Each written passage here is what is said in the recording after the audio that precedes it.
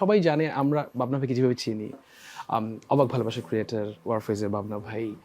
এটা ছাড়াও apart from this আপনার ক্যারিয়ার সম্পর্কে অনেকেই একটু কম জানে। একটু জানতে চাই যে আপনি গান ছাড়া আর কি করেন? আপনার ক্যারিয়ারের ব্যাপারে একটু ছোট্ট করে একটু জানাবেন আমাদের।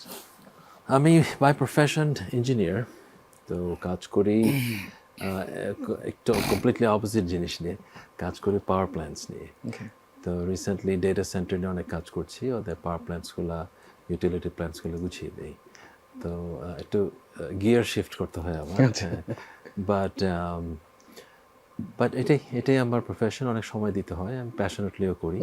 তারপরে ওইটা থেকে প্রত্যেকদিনই 10-12 ঘন্টা কাজ করতে হয় আমার ইঞ্জিনিয়ারিংয়ে। বাসায় ফেরত এসে রেস্ট নিয়ে গিটার নিয়ে বসি, মিউজিক নিয়ে বসি।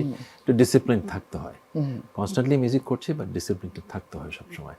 আর ওই আমার আলাদা সময় কখনোই ছিল না, বুয়েটেও ছিল না, এখনও নেই। তো আমার যখন গিটার নিয়ে বসতাম রিল্যাক্স করতে, ওইটাই আমার রিল্যাক্সেশন, ওইটাই আমার composition. Right. I had to make it that way. But I learned something from my own doing it that way, which is inspiration কিন্তু scheduled আসে না, right? It comes at any point, any time. So you need to be ready. When it comes, you just need to do it. Right.